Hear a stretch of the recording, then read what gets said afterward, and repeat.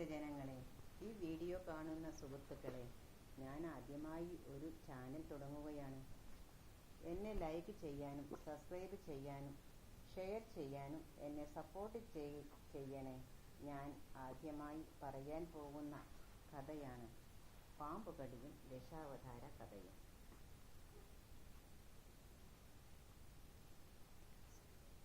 ചന്ദ്രവംശത്തിലെ മഹാപ്രതാപിയായ പരീക്ഷിത്ത് രാജാവ് നായാട്ടിനായി പുറപ്പെട്ടു. ആനകൾ, കുതിരപ്പുറമേറിയ കുന്തക്കാർ, പ്രത്യേക പരിശീലനം ലഭിച്ച വേട്ടപ്പട്ടികൾ, അംഗരക്ഷകർ എന്നിവരും രാജാവിൻ്റെ മൃഗയ വിനോദത്തിന് അകമ്പടിക്കാരുമുണ്ടായിരുന്നു. കാടെത്തിയതോടെ രാജാവ് സന്തോഷം കൊണ്ട് മതിമറന്നു. അത്ര മനോഹരമായിരുന്നു വനഭംഗി. കാട്ടുമൃഗങ്ങൾ രാജാവിൻ്റെ വില്ലിൻ്റെ ഞാണൊലി കേട്ട് പരക്കം പാഞ്ഞു. വനരാജനായ സിംഹം പോലും പരീക്ഷിത്ത് രാജാവിനെ ഭയന്ന് നെട്ടോട്ടമോടി. ധീരനായ രാജാവിൻ്റെ അമ്പിൽ നിന്നും രക്ഷ നേടാൻ മൃഗങ്ങൾ ആവത് ശ്രമിച്ചു. പരിവാരങ്ങളെ എല്ലാം മറന്ന് പരീക്ഷിത്ത് രാജാവ് വേട്ടമൃഗങ്ങളെ പിന്തുടർന്നു. തനിക്ക് വഴി തെറ്റിയെന്നും പരിവാരങ്ങളിൽ നിന്നും വളരെ ദൂരത്താണ് താനെന്നും മനസ്സിലാക്കിയതോടെ രാജാവ് നായാട്ട് മതിയാക്കി. മഹാരാജാവ് ചുറ്റും നോക്കി. മുൻപരിചയം ഒട്ടും തന്നെയില്ലാത്ത ഒരു കാട്ടിലാണ് താൻ വന്നുപെട്ടിരിക്കുന്നത്. പൂമരങ്ങളും വള്ളികളും നിറഞ്ഞ ആ വനം വളരെ ശാന്തമായിരുന്നു. മഹാരാജാവ് വളരെ ക്ഷീണിതനായിരുന്നു. എവിടെ നിന്നെങ്കിലും അല്പം വെള്ളം കുടിക്കണം, അത്രയ്ക്കുണ്ട് ദാഹം. കുടിവെള്ളം അന്വേഷിച്ച് പരീക്ഷിത്ത് മുന്നോട്ട് നടന്നു. അടുത്തെങ്ങും അരുവികൾ ഉള്ള ലക്ഷണം ഒന്നുമില്ല. ജലദാഹമാണെങ്കിൽ വളരെ വർദ്ധിക്കുകയും ചെയ്തു. എങ്ങനെയും വെള്ളം ലഭിക്കാൻ രാജാവ് വെമ്പൽ കൊണ്ടു. അപ്പോഴതാ മുന്നിൽ ഒരു സന്യാസി ധ്യാനനിരതനായിരിക്കുന്നു. ആശ്വാസം, ഇദ്ദേഹം തീർച്ചയായും കുടിവെള്ളം തരാതിരിക്കില്ല. പരീക്ഷിത്ത് വളരെ സന്തോഷിച്ചു. രാജാവ് സന്യാസിയുടെ അടുത്തെത്തി കുടിവെള്ളം എവിടെ ലഭിക്കുമെന്ന് അന്വേഷിച്ചു. ധ്യാനനിരതനായിരുന്ന ആ സന്യാസി ശമീകനായിരുന്നു. ഈശ്വരനിൽ തൻ്റെ മനസ്സർപ്പിച്ച് ഏകാഗ്രനായിരുന്നത് കൊണ്ട് പരീക്ഷിത്ത് രാജാവിൻ്റെ ചോദ്യങ്ങളൊന്നും ശമീകൻ കേട്ടതേയില്ല. അദ്ദേഹം ജലപാനം നടത്താതെയാണ് തപസ് ചെയ്തിരുന്നത്. ധ്യാനത്തിൽ നിന്നുണരുമ്പോൾ ശമീകൻ കാടിനപ്പുറമുള്ള പുൽമേട്ടിലേക്ക് പോകും. അവിടെ മേയുന്ന പൈക്കിടാങ്ങൾ തള്ളപ്പശുവിൻ്റെ അടുവിൽ നിന്നും പാൽ കുടിക്കുന്നുണ്ടാകും. ആ കിടാങ്ങളുടെ കടവായിലൂടെ പുറത്തു വരുന്ന പാൽപ്പത മാത്രമാണ് ശമീകൻ ഭക്ഷിച്ചിരുന്നത്. ഇത് മാത്രം മതിയായിരുന്നു ആ മഹാതപസ്സിന് ജീവിക്കാൻ. എത്ര വിളിച്ചിട്ടും പാറ പോലെ ഉറച്ചിരുന്ന ശമീകനോട് രാജാവിന് വല്ലാത്ത കോപം തോന്നി. വെറുമൊരു രാജാവ് മാത്രമല്ല പരീക്ഷിത്ത്, ചന്ദ്രവംശജനും ഹസ്തിനപുര ചക്രവർത്തിയുമാണ്. അദ്ദേഹം പാണ്ഡവകുലജാതൻ അർജുനന്റെ ചെറുമകൻ, അഭിമന്യുവിന്റെ പുത്രൻ. അതേ മഹത്വത്തിലും ആത്മാഭിമാനത്തിലും വിട്ടുവീഴ്ചകൾ ചെയ്യാത്ത അഭിമന്യുവിന്റെ പുത്രൻ. അങ്ങനെയുള്ള പരീക്ഷിത്ത് അല്പം ദാഹജലം ചോദിച്ചിട്ട് അനങ്ങാതിരിക്കുന്ന മുനിയോട് ദേഷ്യം തോന്നുക സ്വാഭാവികം മാത്രം.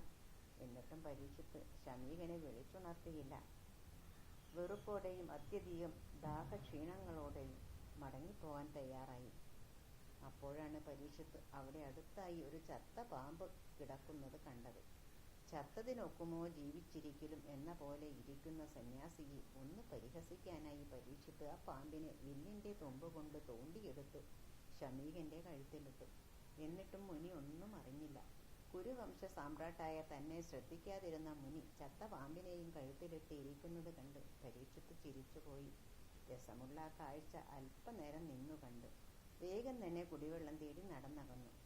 മുനി ശമീകന്റെ പുത്രൻ ശൃംഗി ആശ്രമത്തിനടുത്ത് കൂട്ടുകാരുമായി കളിക്കുകയായിരുന്നു. ചത്ത പാമ്പിനെയും കഴുത്തിലണിഞ്ഞ് ശിവനാണെന്ന ഭാവത്തിലാണ് ശൃംഗിയുടെ അച്ഛൻ്റെ ഇരിപ്പെന്ന് പറഞ്ഞ് കൂട്ടുകാർ കളിയാക്കി. അത് കേട്ട് ശൃംഗി അച്ഛൻ തപസ് ചെയ്യുന്ന സ്ഥലത്തേക്ക് ഓടിച്ചെന്നു. അവിടെ ചത്ത പാമ്പിനെയും കഴുത്തിലണിഞ്ഞ് ഒന്നും അറിയാതെയിരിക്കുന്ന തൻ്റെ പിതാവിനെ കണ്ട ആ ബാലന് വളരെ ദുഃഖവും സങ്കടവും വന്നു.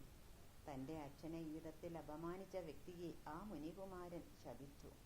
എൻ്റെ പിതാവിൻ്റെ തോളിൽ ചത്ത സർപ്പത്തെ ഇട്ട പാപി തക്ഷകനാഗത്തിൻ്റെ കടിയേറ്റ് 7 നാൾക്കകം മരിക്കട്ടെ എന്ന ഉഗ്രശാപത്തെക്കുറിച്ച് ജ്ഞാനദൃഷ്ടിയിൽ അറിഞ്ഞ ശമീകൻ ഉടൻ തപസ്സിൽ നിന്നുണർന്നു. ശാപകാരണമായ സംഭവം എന്തെന്ന് മകനോട് അന്വേഷിച്ചു. തൻ്റെ കഴുത്തിൽ ചത്ത സർപ്പത്തെ എടുത്തിട്ട ധർമ്മിഷ്ഠനായ പരീക്ഷിത്ത് രാജാവാണെന്ന് മുനിക്ക് മനസ്സിലായി.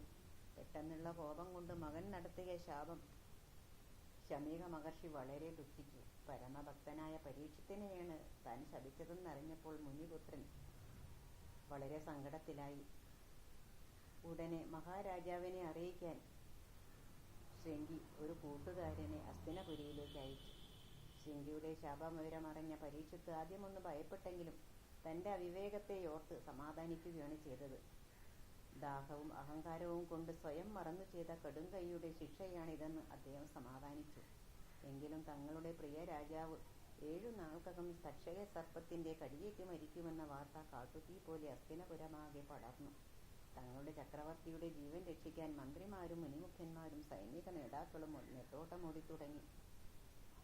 ശാപശക്തിയെ തടുക്കാൻ തങ്ങളാൽ കഴിയുന്നത് ചെയ്യാൻ അവർ കൂടിയാലോചിച്ചു. വളരെ ഉയരമുള്ള ഒരൊറ്റ തൂൺ അവർ പണി കഴിപ്പിച്ചു. തൂണിന് മുകളിൽ പൂർണ്ണ ബന്ധവസിലുള്ള ഒരു സത്രവും പരീക്ഷിത്തിനെ, മഹാരാജാവിനെയും മുനിമുഖ്യന്മാരെയും മഹാവൈദ്യന്മാരെയും ഒരു മുറിയിലാക്കി കതവുകളും ജനലുകളും ബന്ധിച്ചു.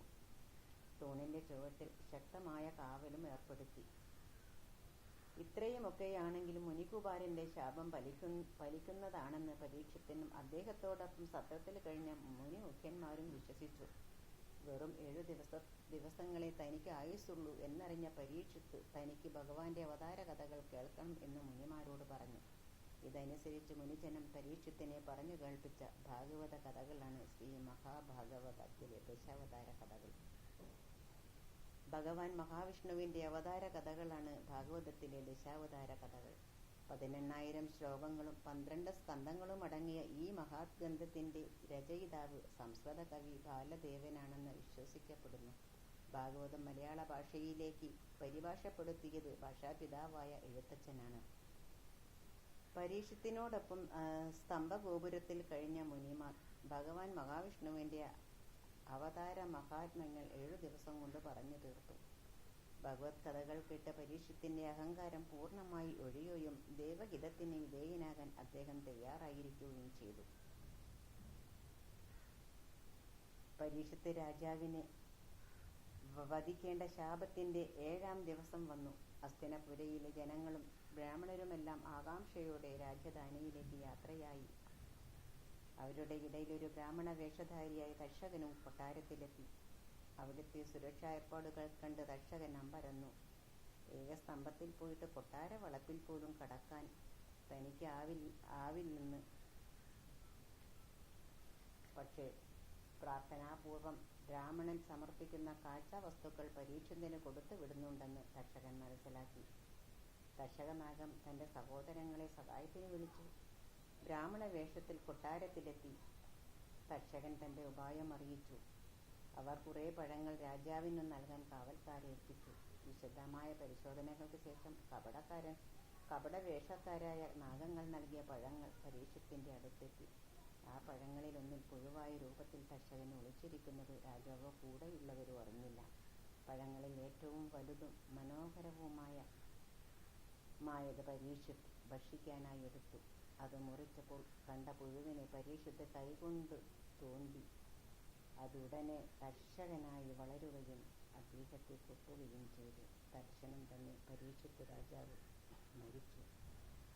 ഭഗവത് കഥകൾ കേട്ട് സംതൃപ്തിയായതോടെ പരീക്ഷിത്ത് മരിച്ചത് പരീക്ഷത്തിനോട് മുനിമാർ പറഞ്ഞ ഭാഗവത കഥകളാണ് ഇവിടെ പ്രതിപാദിക്കുന്നത്. ദശാവതാര കഥകൾ.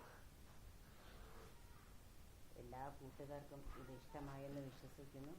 എല്ലാവരും കേൾക്കണം, ലൈക്ക് ചെയ്യണം, സബ്സ്ക്രൈബ് ചെയ്യണം.